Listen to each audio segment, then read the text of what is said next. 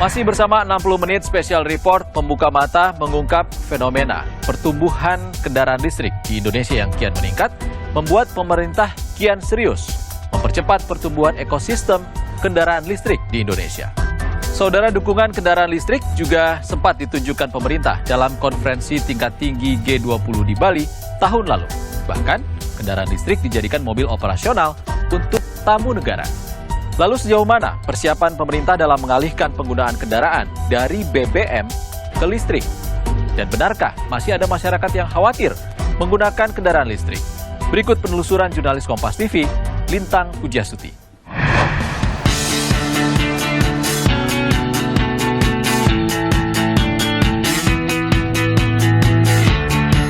Kendaraan listrik belakangan ini telah menjadi tren di Indonesia. Meskipun di beberapa negara lainnya sudah jauh lebih dulu akrab dengan ekosistem kendaraan listrik, sekarang giliran pemerintah Indonesia menggenjot penggunaan kendaraan listrik di tanah air. Namun, apakah masyarakat Indonesia setuju dengan perubahan besar tentang ekosistem kendaraan listrik yang sedang digadang-gadang pemerintah? Dan apakah pemerintah sudah betul-betul siap di segala aspek pendukung kendaraan listrik?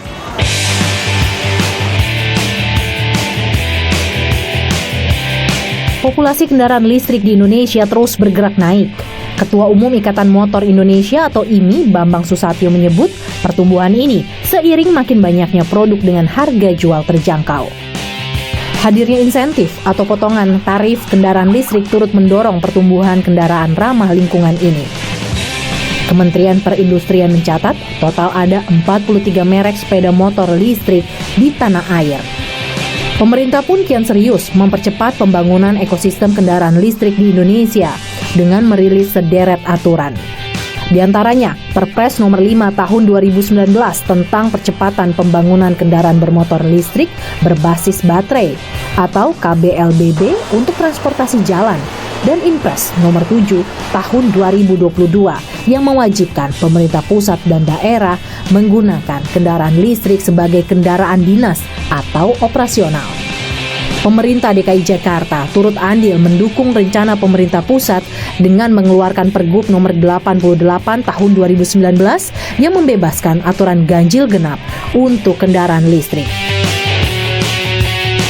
Sebelumnya, dukungan kendaraan listrik juga terlihat pada konferensi tingkat tinggi KTT G20 di Bali tahun lalu. Kendaraan listrik dipilih sebagai kendaraan operasional untuk mobilitas tamu negara. Pemerintah juga aktif memikat sejumlah produsen utama mobil listrik dunia untuk mendirikan pabrik di Indonesia, salah satunya Tesla asal Amerika Serikat. Lantas, sejauh mana persiapan pemerintah dalam mengalihkan penggunaan kendaraan dari BBM ke listrik? Menelusuri lebih dalam, saya bertemu Dadan Kusdiana, Direktur Jenderal Energi Baru Terbarukan dan Konservasi Energi Kementerian ESDM. Kita sudah menyiapkan, ini tahun ketiga kita siapkan. Kita sudah mempunyai 137 motor ya yang dikonversi. Memang sangat kecil, tapi ini bisa memastikan bahwa kita sudah tahu nih prosesnya. Kita sudah ada 27 bengkel yang siap untuk melakukan konversi. Dia sudah tahu, kemudian tahun kemarin selama 1 tahun full kita bekerja sama dengan beberapa penyedia komponen. Jadi motornya sudah siap, diproduksi di dalam negeri, kontrolernya juga demikian. Demi menarik minat masyarakat, pemerintah juga akan memberikan insentif bagi pembelian kendaraan listrik dan konversi kendaraan BBM ke listrik. Besarannya masih dalam perhitungan. Target pemerintah yang ditetapkan untuk era kendaraan listrik di Indonesia cukup agresif, yaitu sebanyak 15 juta unit kendaraan listrik pada tahun 2030. Yang terdiri dari 13 juta motor listrik dan 2 juta unit mobil listrik. Apa sebenarnya tujuan pemerintah dengan mencanangkan target tersebut? Kan sekarang listrik kita lagi bagus nih, penyediaan listrik ini lagi cukup ya. Malah dalam beberapa hal kita ini kelebihan listrik. Kita ingin menurunkan impor BBM, kita ingin meningkatkan pemanfaatan energi yang ada di dalam negeri, kita ingin menurunkan emisi gas rumah kaca, kita ingin juga mengembangkan industri di dalam negeri. Indonesia ini sekarang menjadi salah satu magnet utama ya secara global. karena kita ini hampir mempunyai seluruh sumber daya alam yang diperlukan untuk ekosistem dan rantai pasok untuk kendaraan listrik. Terutamanya kan kalau kendaraan listrik ini kan dari baterai. Nah, kita kan punya sumber daya. Kementerian ESDM menyebut konversi BBM ke listrik penting dilakukan untuk menghadapi kelangkaan sumber energi minyak dan gas di masa depan, serta mengurangi beban subsidi BBM di APBN yang kini menembus 502 triliun rupiah. Jika target 15 juta kendaraan listrik tercapai pada tahun 2030, maka BBM yang bisa dihemat mencapai 8,1 juta kiloliter per tahun. Lantas, apakah masyarakat tertarik dengan kendaraan listrik sebagai kendaraan utama? Sebenarnya kalau menjawab tertarik atau enggak, tertarik. Karena kita tahu kalau kendaraan listrik itu kan bebas ganjil genap ya.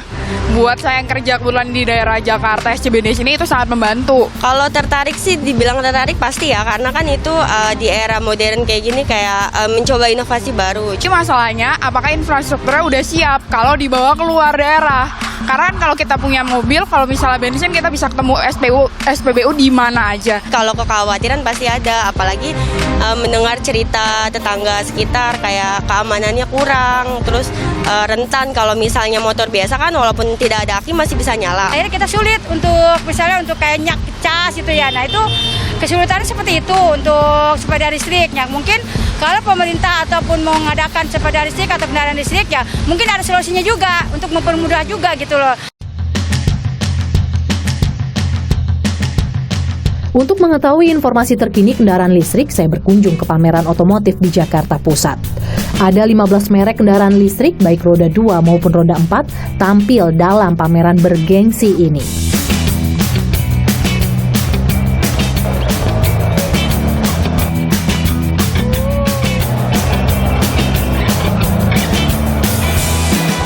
Baru saja melaksanakan test ride dan jujur ini adalah pengalaman pertama saya menggunakan motor listrik. Rasanya nyaman, sangat ringan sekali untuk mengendarai sebuah motor ya. Namun yang mungkin menjadi catatan untuk saya adalah jika motor ini dayanya habis, saya harus membutuhkan 4 hingga 5 jam untuk pengisian dayanya kembali. Berdasarkan analisis yang dilakukan Kompas.id, mobil listrik lebih mahal 47% dibanding mobil konvensional. Harga rata-rata mobil ber-BBM adalah 419,9 juta, sedangkan mobil listrik mencapai 617,6 juta. Selisihnya mencapai 197 juta. Sementara, rata-rata daya tempuh mobil BBM dengan tangki penuh adalah 722 km. Sedangkan mobil listrik dengan kapasitas baterai penuh hanya 328 km atau hampir setengahnya saja. Pengamat otomotif Bebin Juwana mengungkap peran stasiun pengisian kendaraan umum listrik atau SPKLU sangat krusial agar mobil listrik efektif digunakan untuk perjalanan jarak jauh. Saya akui, buat sahabat-sahabat yang nyalinya besar, katanya sudah bawa mobil listrik sampai ke Bali, ke Jogja, ke ini. Dengan segala sukacitanya, sebentar mesti nginep di hotel karena numpang nyolok dan sebagainya. Itu yang kita memang rasakan belum siap. Kita masih punya pekerjaan rumah besar yang namanya SPKLU, dan itu tidak bisa dibebankan kepada PLN saja. Pihak swasta mesti turun tangan karena ini investasinya besar, pekerjaan besar. Karena negara kita besar sekali. Bebin juga menerangkan, penguasaan teknologi kendaraan listrik yang jauh berbeda dengan kendaraan konvensional menjadi tantangan bagi pemerintah dan swasta untuk mempercepat penggunaan kendaraan listrik di Indonesia. Yang sulit adalah teknologinya. Karena begitu Anda masuk ke kendaraan listrik, high-tech bicara. Sistem komputerisasi bicara. Anda bandingkan dengan kendaraan yang sekarang berbahan bakar bensin atau solar dengan baterai, itu pasti lebih mahal. 10, 20, 30% lebih mahal. Satu. Kedua, lebih berat. Sehingga ada topik yang membahas bahwa kendaraan listrik ini bannya jadi lebih boros loh. Kan berat. Anda kalau pakai kendaraan yang muatannya berlebih, yang membuat Anda jadi boros adalah, yang menjadi boros adalah bannya. Itu udah di depan mata, udah. Ya, berat, mahal, bisa fast charging, katanya temperaturnya naik. Ketika dilakukan charging, baterainya jadi panas. Itu salah satu ininya. Charging makan waktu, Anda sudah sebutkan tadi. Itu bagian-bagian dari kelemahan. Bahkan ada yang mengatakan ini begitu ada masalah dengan baterainya, Anda nggak bisa buka pintu. Karena sistem lockingnya, semua kan dikontrol komputer dan ini. Jangan sampai komputernya bingung. Kendaraan listrik memang jadi solusi penghematan BBM. Namun, masyarakat masih cukup khawatir menggunakan kendaraan listrik. Kekhawatiran masyarakat pada era transisi dari kendaraan konvensional ke kendaraan listrik yang disuarakan pemerintah memang masih besar. Apalagi teknologi ini masih sangat awam untuk masyarakat Indonesia yang sudah terlalu nyaman dengan kendaraan konvensionalnya. Namun, ada juga sebagian masyarakat yang ternyata sudah merasakan kebermanfaatan kendaraan listrik. Tapi apakah Indonesia sudah siap betul menyediakan segala infrastruktur pendukung demi penerapannya di masyarakat? Ramah lingkungan, berteknologi tinggi, hingga ekonomis, kendaraan listrik kini menjadi pilihan bagi masyarakat. Lalu benarkah semua kelebihan itu mencuri perhatian masyarakat? 60 menit special report segera kembali. Masih bersama 60 menit special report, membuka mata mengungkap fenomena. Saudara, percepatan era kendaraan listrik di Indonesia kian tumbuh. Beberapa faktor jadi alasan sebagian masyarakat memilih kendaraan listrik. Ramah lingkungan, berteknologi tinggi, hingga ekonomis. Jadi beberapa alasan memilih kendaraan listrik dibandingkan kendaraan BBM. Lalu benarkah kendaraan listrik bisa menjawab persoalan lingkungan? Dan bagaimana pemerintah menggenjot stasiun pengisian kendaraan listrik? Berikut penelusuran jurnalis Kompas TV, Lintang Pudiastuti. Percepatan era kendaraan listrik di Indonesia terus digodok pemerintah. Berbagai manfaat dan kelebihan kendaraan listrik telah mencuri perhatian sebagian masyarakat. Dityo Enggar, seorang karyawan swasta pemilik 2 mobil listrik sekaligus. Mobil asal Korea Selatan ini salah satunya. Ia rela merogoh kantong hingga 850 juta rupiah demi mobil futuristik berteknologi tinggi. Isu lingkungan dan irit menjadi faktor utama. Ia telah menggunakan mobil listrik selama setahun belakangan. Mas Dityo boleh cerita bagaimana pertama tertarik menggunakan kendaraan listrik? Sebenarnya bukan karena apanya ya, bukan karena, tapi hanya karena senang dengan teknologi baru. Awal mulanya itu. Jadi nggak suka juga mobil-mobil bensin gitu, sebenarnya nggak terlalu begitu suka. Ya karena masalah lingkungan sebenarnya, walaupun sebenarnya secara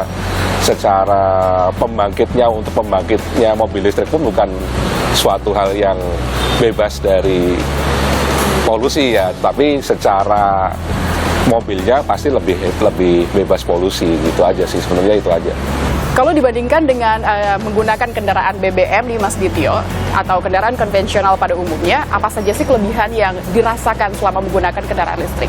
Kemarin waktu pakai mobil BBM dengan konsumsi satu hari sekitar 1 liternya bisa 8 kilo, itu saya bisa berhemat hingga 1/8-nya dari biaya BBM gitu. Jadi misalkan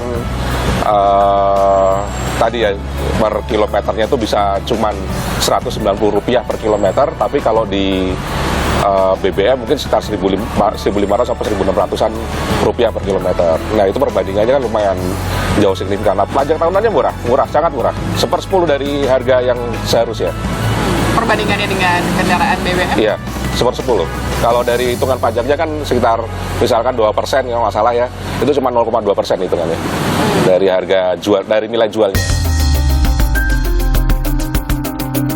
Tak hanya ramah lingkungan dan hemat pengoperasian, mobil listrik juga lebih nyaman dibandingkan dengan mobil BBM. Jadi yang juga menarik dari mobil listrik ini adalah ada di bagian depan mobil. Jika kita biasa melihat mobil konvensional atau BBM pada umumnya, bagian depan mobil itu sudah penuh dengan mesin-mesin. Tapi kalau mobil listrik ini kosong.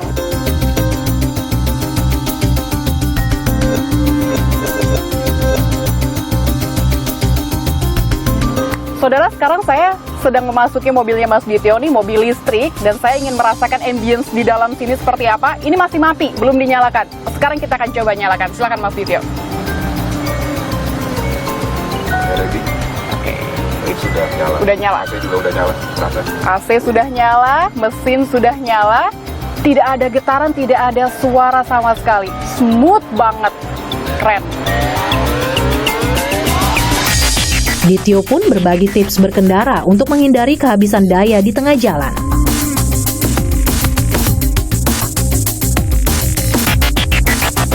Ada kasus-kasus juga baterai drop di tengah jalan, terus belum sempat untuk sampai ke tempat pengisian daya. Nah, itu ada ketakutan seperti itu nggak? Enggak, selama ini enggak. Yang penting kita punya perencanaan yang baik dalam melakukan perjalanan. Misalkan gini, di indikatornya kan sudah ada semua di dalam dashboard itu. Misalkan tinggal 150 km, ya kita sudah harus mencari, misalkan baterai tinggal 30%, kita harus mencari tempat pengecasan. Nah, itu sangat mudah kalau di Jakarta. Kendaraan listrik juga menarik minat para pengemudi ojek online. Eti Dwiningsih, pengemudi ojek online yang telah menggunakan sepeda motor listrik selama setahun lebih, berbagi cerita kepada saya. Eti dikenakan tarif sewa motor listrik sebesar Rp50.000 per hari, Rp8.000 untuk penukaran 1 unit baterai dengan jarak tempuh 60 km. Tempat penukaran baterai berada di beberapa lokasi yang sudah disediakan dengan menggunakan aplikasi dan sistem yang sudah terintegrasi. Kalau untuk motor BBM kita mikirin untuk bensin, ganti oli, servis tiap bulan harus rutin karena motor kan jalan terus. Kalau untuk motor listrik sendiri kan kita cuma hanya menyisikan Rp50.000, tapi untuk biaya tiap bulannya kita servis gratis. Untuk checkpoint tiap bulan gratis. Hemat banget. Kalau untuk sekarang kan dibilang BBM katanya Rp50.000 itu paling dia buat di motor itu nggak sampai 2-3 hari semenjak BBM itu naik. Cuman kan kalau saya pikir ya lebih hemat lagi di listrik. Kita kalau misalkan pakai token, dulu zamannya saya ngecas di rumah pakai ini Rp20.000 kepake 4 hari. Itu udah lebih hemat. Kita udah lebih nyaman di sini karena ya lebih enak juga, lebih hemat. Keuntungannya di kitanya juga ada gitu. Jadi capek itu kebayar lah gitu. Capeknya kita, lelahnya kita dari pagi sampai ke malam itu ya kebayar. Penggunaan kendaraan listrik sangat bergantung pada tempat pengisian daya atau stasiun pengisian kendaraan listrik umum (SPKLU) dan stasiun penukaran baterai kendaraan listrik umum atau SPBKLU.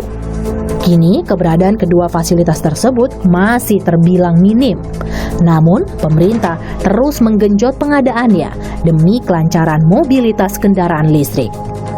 Berdasarkan data Kementerian ESDM pada Mei 2022, Indonesia memiliki jumlah SPKLU sebanyak 332 unit dan SPBKLU sebanyak 369 unit. DKI Jakarta menjadi daerah terbanyak dengan dua fasilitas ini, yaitu 113 SPKLU dan 243 SPBKL. Untuk mengetahui kesiapan kedua infrastruktur ini, saya bertemu dengan Direktur Utama PLN, Darmawan Prasojo, di sebuah pameran kendaraan listrik. Sesuai peta jalan percepatan kendaraan listrik di Indonesia, PLN memiliki target membangun 24.720 SPKLU pada 2030. Guna memudahkan pencarian SPKLU dan SPBKLU terdekat, PLN menyediakan aplikasi yang dapat diakses dengan mudah. PLN tidak punya lokasi yang strategis, yang punya lokasi adalah bank, kantor, mall, hotel, coffee shop, dan lain-lain. Gitu. Kami tidak punya lokasi itu. Sedangkan charging SPKLU haruslah di lokasi yang strategis. Nah, untuk itu kami melakukan EPC, pengadaan di tempatnya PLN. Itu tahun ini 100 sampai 200 gitu ya, tambah. Kami juga membangun strategi namanya franchising, bekerjasama dengan pihak ketiga, di mana bahwa harapan kami juga bahwa dengan adanya pembangunan dengan pihak ketiga ini juga menguntungkan, tetapi juga bermanfaat bagi masyarakat. Jadi kita bangun semuanya. PLN juga mempersiapkan layanan pengisian daya di rumah atau home charging. PLN berkomitmen untuk mempermudah pemasangan dan menjamin keamanannya. Begitu ada seorang customer yang membeli mobil listrik, maka itu langsung tersambung dengan customer experience-nya yang ada di PLN. Jadi kami tahu rumahnya ada di mana, dayanya harus ditambah seperti apa, kemudian pada saat itu langsung otomatis dipasanglah home charging di customer tersebut, yang kemudian tersambung dengan server kita, di mana kita akan mempermudah bagaimana ini bisa charging di rumah. Kesiapan membangun ekosistem kendaraan listrik juga disampaikan oleh PT Pertamina dengan mengoptimalkan sumber daya nikel sebagai bahan baku pembuatan baterai kendaraan listrik. Indonesia menguasai hampir 30% cadangan nikel dunia atau setara dengan 21 miliar ton. Indonesia ini kan memiliki cadangan nikel yang sangat besar, bahkan bisa dibilang sebagai salah satu pemilik cadangan nikel terbesar di dunia. Tapi tentu kan prosesnya tidak mudah mendapatkan nikel kemudian langsung diproses menjadi baterai misalnya. Tentu ada proses panjang di situ dari hulu ke hilir. Kita secara komitmen, kita akan komitmen terhadap penugasan pemerintah ini untuk melakukan produksi, tapi kita juga belum bisa bicara terlalu banyak karena memang yaitu prosesnya panjang dari hulu ke hilir. Kita sudah memiliki 7.000-an SPBU ya di seluruh Indonesia, ada Pertasop, ada SPU besar, ada LPG. Jadi aset kita sangat banyak di seluruh Indonesia, dan tentu ke depan itu yang akan kita optimalkan, bahwa nantinya di setiap SPBU akan ada SPKLU dan atau SPBKL. Kita harus optimis ya Mbak ya, karena Indonesia kan digadang-gadang akan menjadi sumber energi masa depan, karena kita memiliki cadangan nikel salah satu negara yang terbesar di dunia. Otomatis itu harus kita optimalkan, dan eranya ke depan adalah transisi energi, salah satunya adalah kendaraan listrik. Konversi kendaraan BBM menjadi kendaraan listrik juga menjadi perhatian pemerintah.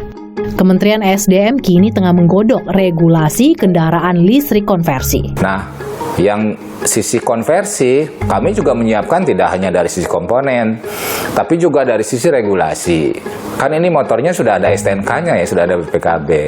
Nanti bagaimana caranya supaya ini dengan Kemhub, dengan Polri, Korlantas khususnya, supaya ini juga bisa berjalan dengan baik, masyarakat tidak terganggu. Jadi kita aspek atau isu-isunya juga sudah mulai diselesaikan. Menuju moda transportasi ramah lingkungan, begitulah cita-cita pemerintah.